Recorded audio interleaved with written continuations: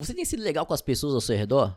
Não só com as que você convive, as que você já gosta, mas até com as desconhecidas, assim? Eu acho que eu sou um cara legal. Eu acho que eu sou legal na média ali. Eu já fui muito mais legal, mas eu também já fui muito mais babaca. E hoje eu acho que eu tô ali no legal, ok? E é isso. Mas eu acho que nesse dia, nessa história específica, eu fui muito babaca. Eu fui um puta babaca. Assim, pra dar o contexto, eu gosto muito de sair pra comer pastel com a minha namorada. É muito. É um dos rolês baixo orçamento, assim, favoritos da gente.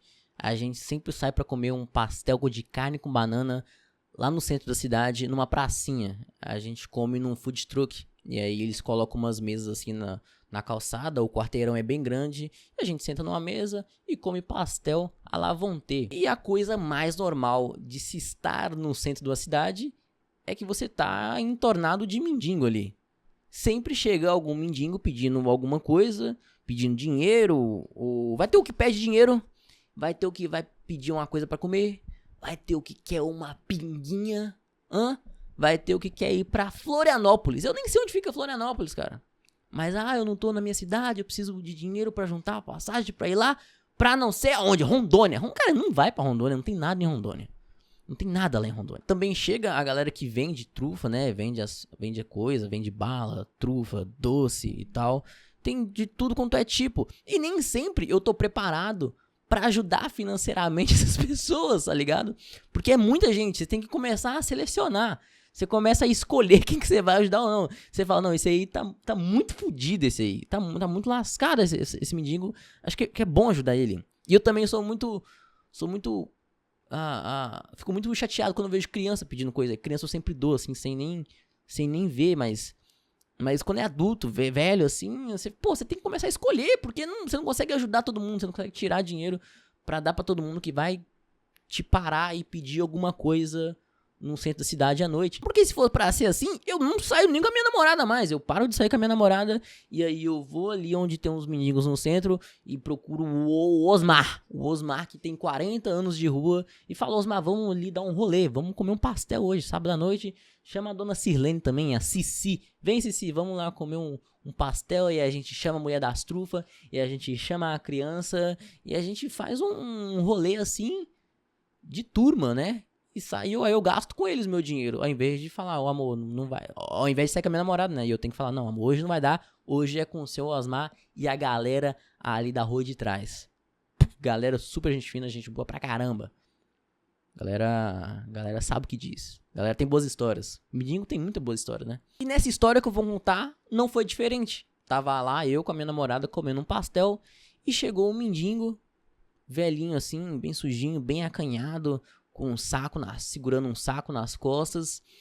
E ele chegou na mesa da gente e falou, eu tô com fome.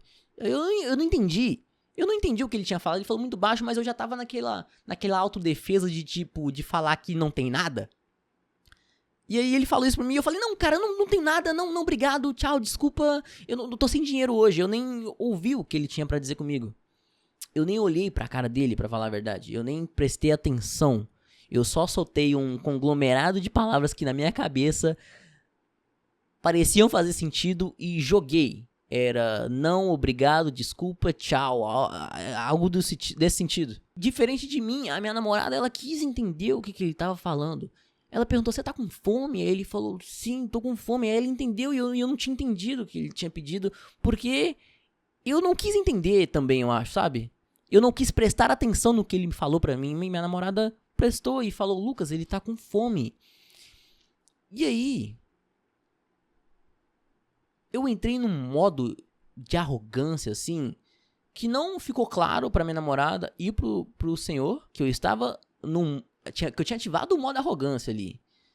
Porque na minha cabeça fazia muito sentido eu estar com muito calor, querendo tomar coquinha e comer meu pastel.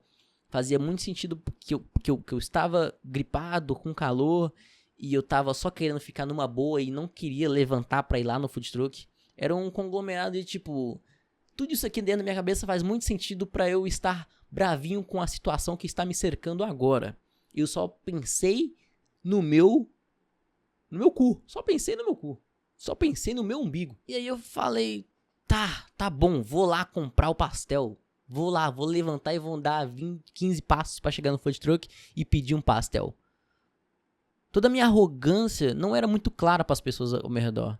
Mas eu sentia ela dentro de mim, eu sabia que eu estava sendo arrogante, mas também tinha um outro eu falando que tá tudo bem ser assim, porque você tá sendo prejudicado, você que tá tendo que levantar e ir lá e comprar o pastel. Sabe? Eu acho que eu tava rodando dessa sincronia. Traduzindo, eu fiz isso com uma vontade. Eu tava agindo com uma vontade. E aí eu levantei pra ir lá comprar o pastel pro senhor. Cheguei no food truck e falei, me vê um pastel de carne aí pro senhor ali. Aí o cara falou, não, beleza, vamos fazer. E aí, na hora que eu tava voltando pra minha mesa, que era um pouco distante do food truck, o mendigo também tava vindo na minha direção e a gente se cruzou. E no que a gente se cruzou, eu falei, o pastel já tava sendo feito, o pastel já vai sair, tá bom? Já pedi já, tchau. E aí eu falei muito rápido. Eu agi igual ele agiu quando ele chegou na minha mesa, falou bem baixinho, rápido assim. E aí eu falei isso com ele e fui sentar na cadeira com a minha namorada. Ela falou, e aí, você pediu? Eu falei, pedi. E na hora que eu falei pra ela que eu tinha pedido, nós dois olhamos em direção ao food truck. E o mendigo, ele tinha passado do food truck. Ele tava quase chegando na esquina. Era uma calçada bem grande, um quarteirão bem grande. E ele já tava quase chegando na esquina. Ele passou do food truck. E ela perguntou, você não falou pra ele que você pediu pastel? Eu falei, amor. Eu falei. E aí, no meu fundo, talvez eu tinha entendido que eu talvez não tenha falado direito pra ele. Eu não tinha falado alto e claro. Eu não tinha, de novo, dado a atenção que aquele outro... Era um outro ser humano, cara. Eu não tinha dado a atenção que o outro ser humano tava precisando naquele momento. Que era ser avisado que o pastel dele tava sendo feito. Nem pra isso eu servi. E aí ela falou, porra, o mendigo tá indo embora. Eu sei, eu tô vendo ele indo embora. Eu falei, caralho. Ele tá indo embora, eu vou ter que ir atrás dele. O que eu faço agora? Ele tá andando rápido demais. Pra quem tá com fome, ele tá andando muito rápido. E tá um homem muito forte. Tá bom? Será que ele precisa mesmo? Tô brincando. Eu soltei essa piada, mas na hora foi só pra quebrar o clima ali de que eu tava puto que ele tava indo embora. E eu tinha já pedido o pastel dele. E aí eu falei com minha namorada, não, eu não vou correr atrás dele, tá? Eu vou pegar a moto e aí eu vou lá e aí eu falo pra ele. Eu falo que eu pedi o pastel. E aí eu peguei minha moto e fui em direção à esquina. E na hora que eu cheguei na esquina, cadê o mendigo? O mendigo sumiu. O mendigo tinha sumido. Eu falei, caralho, era Deus. Primeiro, era um mendigo que aparentava não ter forças nenhuma. E quando a gente reparou há 2 minutos atrás, ele tava andando bem rápido porque ele já tinha chegado na esquina. E agora ele sumiu. Ou seja, só podia ser Deus, era um plano de Deus, era uma aprovação de Deus e eu não passei. Eu vou pro inferno e minha namorada vai pro céu. Ah não, cara, não acredito nisso. Não acredito nisso. Puta que pariu, que merda. Agora eu tô arrependido, é foda. E aí quando o cerco aperta pro seu lado, pelo menos na minha cabeça tinha apertado pro meu lado de alguma forma, eu falei, caralho, agora eu tô mal. Quando era sobre a minha... né? Quando era sobre mim de novo, eu fiquei mal. Falei, caralho, que merda, devia ser Deus, o cara some. É divindade isso. Eu falei, caralho, eu vou andar mais um quarteirão e vou virar a esquina à esquerda pra ver se ele tá por ali ainda. E aí eu fui pro segundo quarteirão, virei à esquerda e lá estava o mendigo. Ele já tinha andado bastante e aí eu achei ele. Aí eu falei, ufa, não é Deus. Ou é Deus, né? Ou ainda era Deus e Deus spawnou o mendigo ali. Ou Deus foi spawnado ali, né? Spawnou e falou, não, vamos spawnar ele aqui só pra ver qual vai ser a atitude do Lucas agora. E aí eu parei o mendigo e aí eu já falei um pouco mais alto, né? Pra ele entender, alto e claro. Eu falei, ô senhor, eu pedi o mendigo, não. Eu pedi o mendigo. Eu pedi o pastel. Eu pedi o pastel lá. Aí ele falou, você pediu? Eu pedi. Aí eu não tinha entendido. Eu vi que você não entendeu. Eu pedi lá. Ele falou, quantos? Eu pensei, quantos? Um só. Aí, tá bom, eu vou lá, tá bom, vai lá. E aí, eu voltei lá pra pracinha, voltei lá pra onde minha namorada tava sentada me esperando. E a gente sentou lá e esperou o mendigo chegar. E aí o mendigo voltou, o pastel dele ficou pronto e ele comeu o pastel dele, levou embora, comeu. E aí, cara, naquela noite ainda, eu ainda não tinha me tocado muito no que eu tinha feito, sabe? Eu não tinha me tocado que era um ser humano. Era só outro ser humano querendo ser ouvido, querendo comer um pastelzinho sábado à noite pra encher a barriga e dormir em paz, sabe? Eu não me toquei nisso, porque eu tava muito preocupado no que eu estava sentindo, no que eu estava passando, no eu. Sabe? Eu só fui me ligar disso no dia seguinte do que eu tinha feito e falei, caralho, desculpa Deus, mas... Pelo menos eu paguei, né, o pastel pra ele. Com muita má vontade, não precisava ter tido a má vontade, mas pelo menos eu paguei o pastel pra ele naquela noite. E naquele dia, mais cedo, tipo de tarde, antes da gente sair pra comer o pastel, eu tava com uma aspira de tipo... Porra, esse mês eu tô meio apertado, tô meio sem dinheiro pra caralho. E eu fiquei pensando nisso algumas horas sobre isso e matutando sobre isso. Que eu tava sem grana esse mês. Mas que eu ainda tinha total orçamento pra sair e comer um pastel, comer um lanche com a minha namorada, né? E eu fiquei nessa murmuração mais cedo. E talvez isso realmente foi um movimento de Deus ali pra falar, porra, cara, não, você não tá sem grana, olha, aqui tem um cara que não pode pagar nenhum pastel pra ele, vamos ver se você vai pagar, vamos ver se você vai tirar desse dinheiro que você diz que não tem, né, pra dar o pastel pro cara. E aí, a trancos e barrancos, eu dei o pastel, né, acabei dando pastel, não precisava ser tão babaca, podia ter dado um pastel numa boa, podia ter trocado a ideia com o mendigo, olhado pra outro ser humano e falado, porra, é outro ser humano que tá com fome, e prestar atenção, né, de olhar na cara das pessoas, né, cara. Olhar na cara, olhar no que a outra pessoa tá querendo falar com você.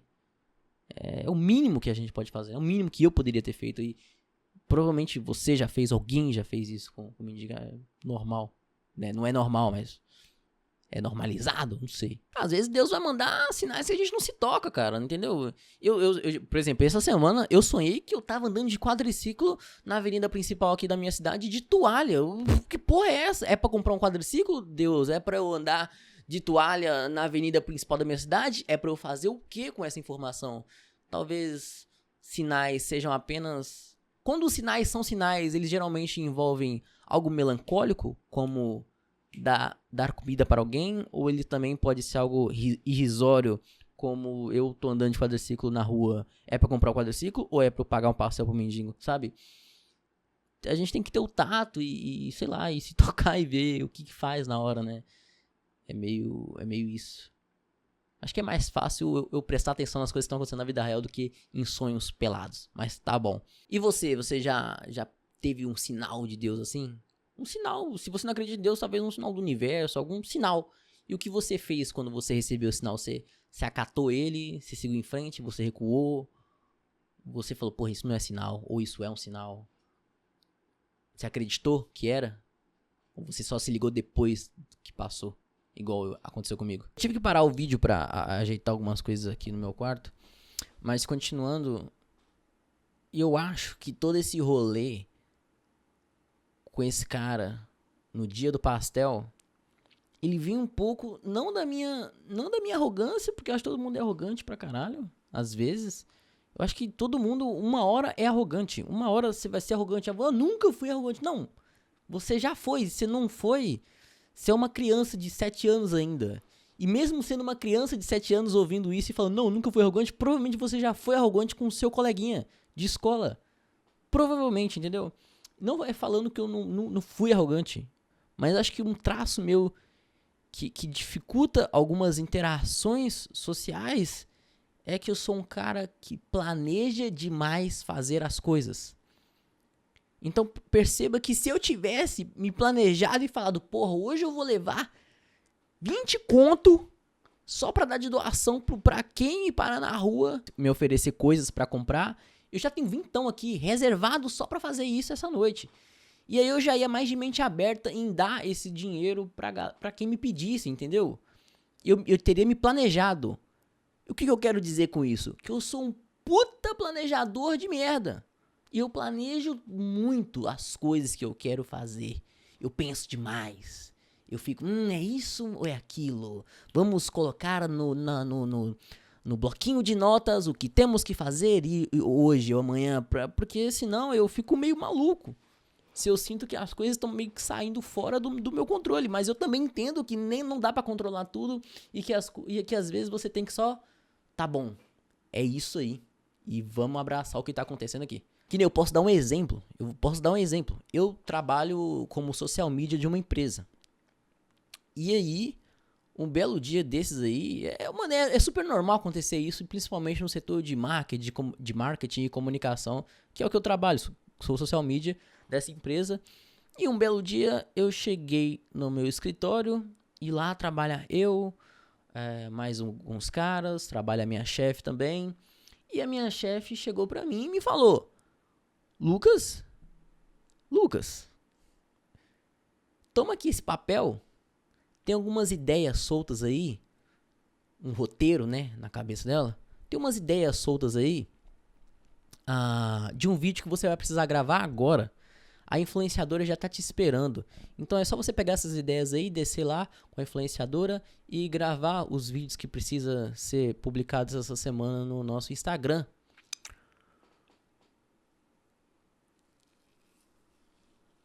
E aí eu falei: caralho!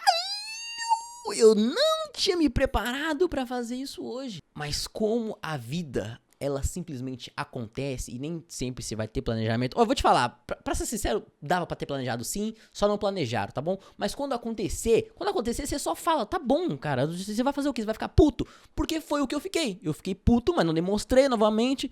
E desci lá pra gravar o vídeo com a influenciadora. Porque eu não tinha outra opção, é o meu trabalho, eu vou ficar puto, vou falar: não, deveria ter planejado, vamos reagendar. Não vou, eu não mando em nada, sabe? E eu falei: vamos lá. E cara, isso foi criando um bololô na minha cabeça, porque eu fazer as coisas sem ter planejado, eu fico louco, fico maluco. E aí eu fui gravar o vídeo com a influenciadora. E aí a gente começou a gravar. E quando você desce pra fazer uma produção dessa, gravar vídeos com gente, com animais, cara, mesmo se você não for gravar seres humanos, você precisa de um planejamento de roteiro, de qual enquadramento vai ficar legal, aonde vamos gravar, o que vai aparecer atrás da cena, como você vai demonstrar esse produto pra mim. Tem todos esses passos que eu gostaria de ter pensado antes de ir lá gravar o vídeo. E eu não pensei, eu falei: tá, já não pensei, vamos aqui só apertar o play e bora, entendeu? E bora. E aí a gente começou a gravar o vídeo, e aí a gente gravou o primeiro vídeo.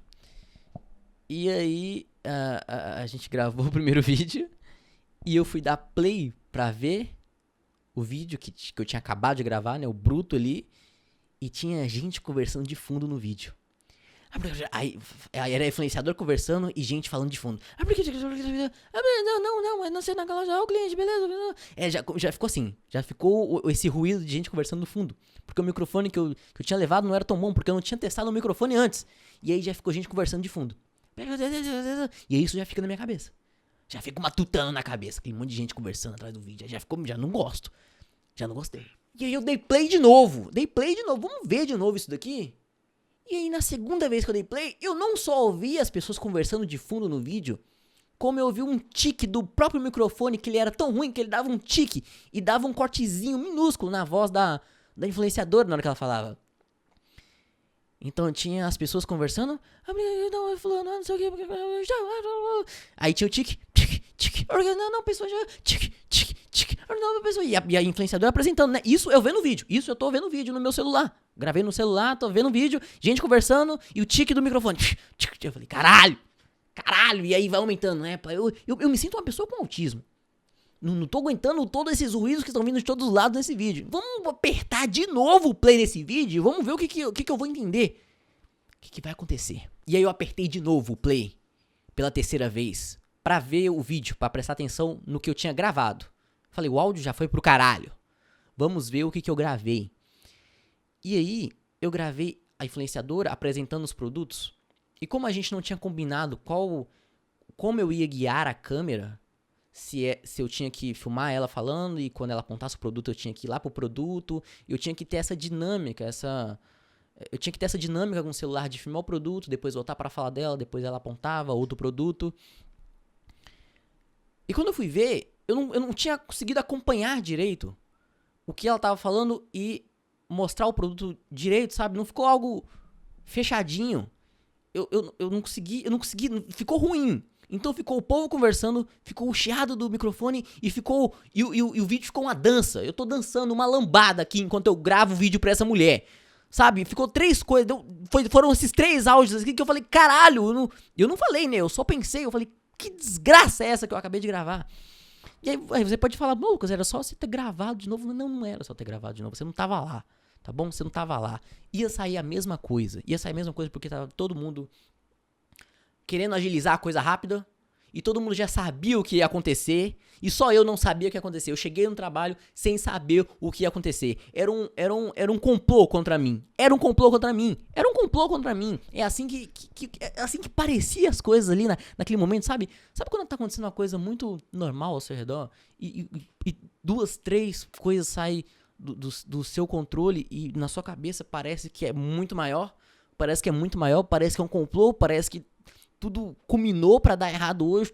As pessoas culminaram contra você pra dar errado hoje, Lucas. Você foi como um judeu no campo nazista, Lucas.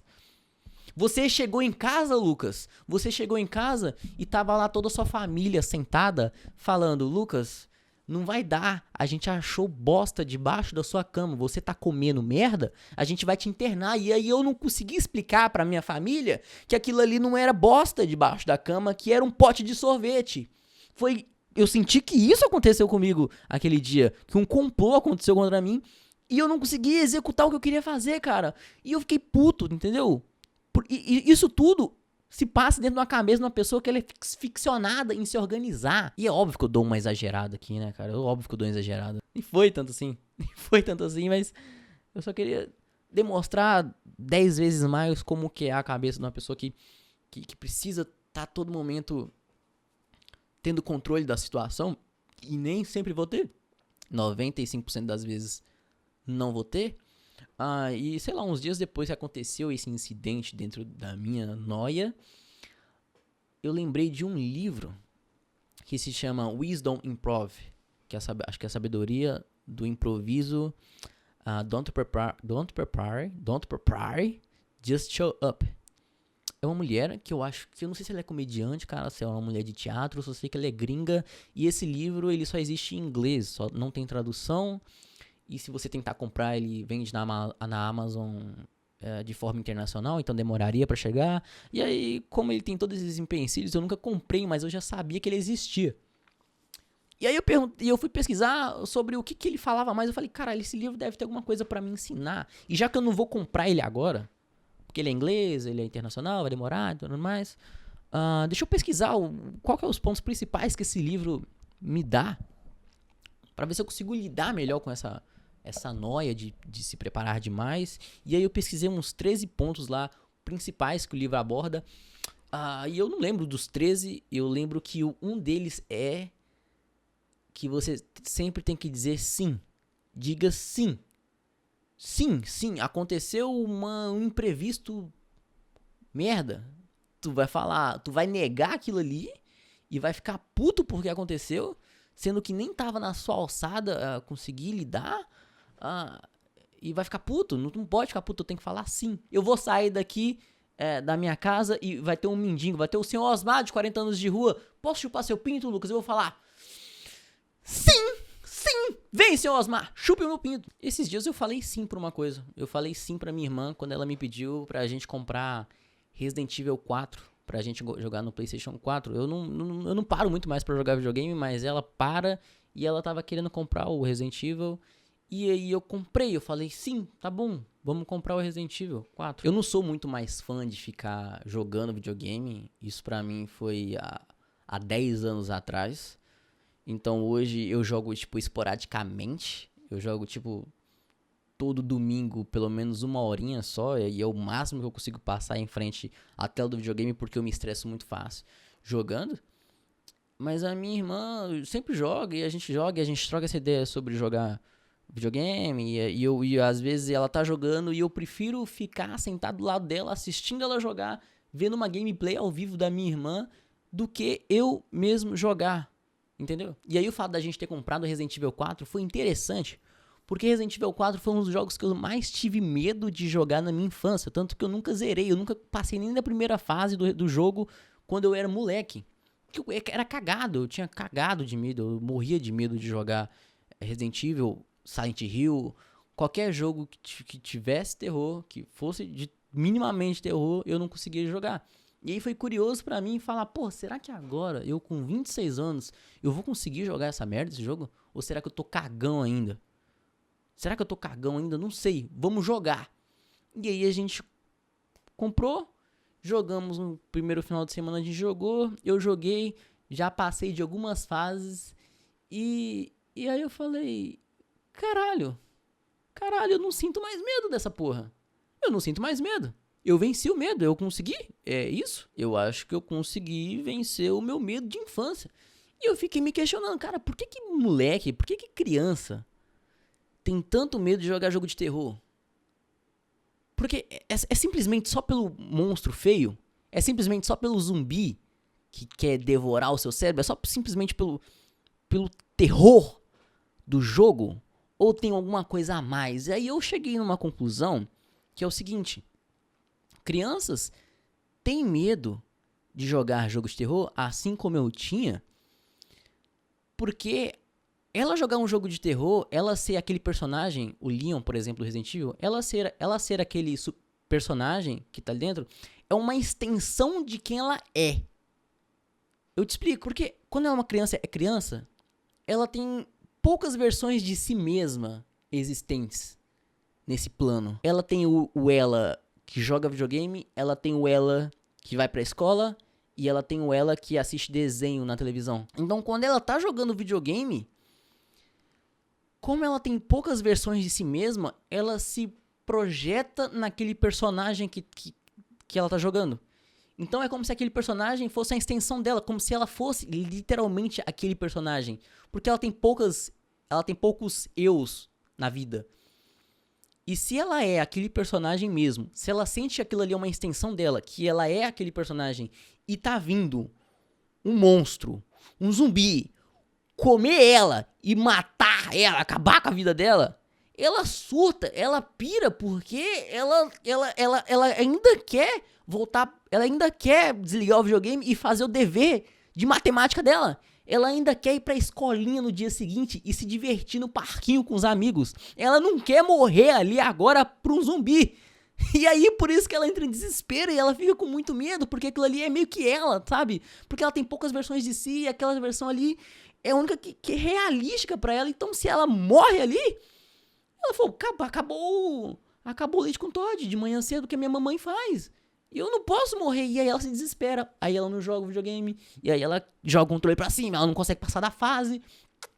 Que era o que eu sentia quando eu jogava Resident Evil 4. Entendeu? Você entendeu o que eu falei? E aí eu olho pra mim hoje, adulto, 26 anos, jogando Resident Evil.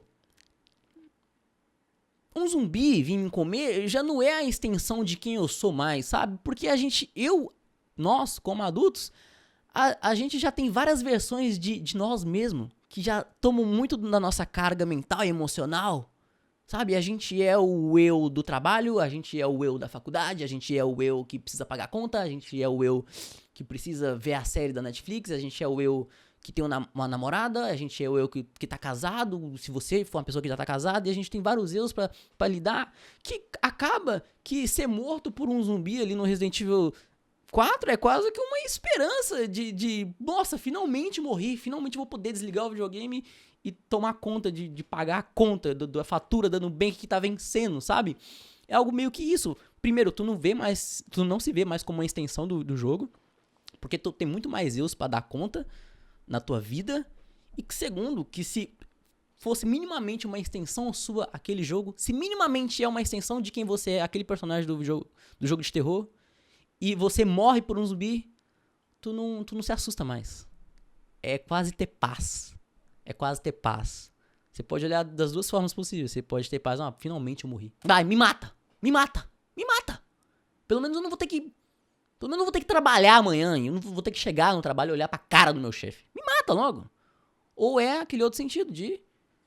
Não, finalmente eu morri. Agora eu me sinto na obrigação de desligar o videogame e fazer o que eu precisava fazer. This way.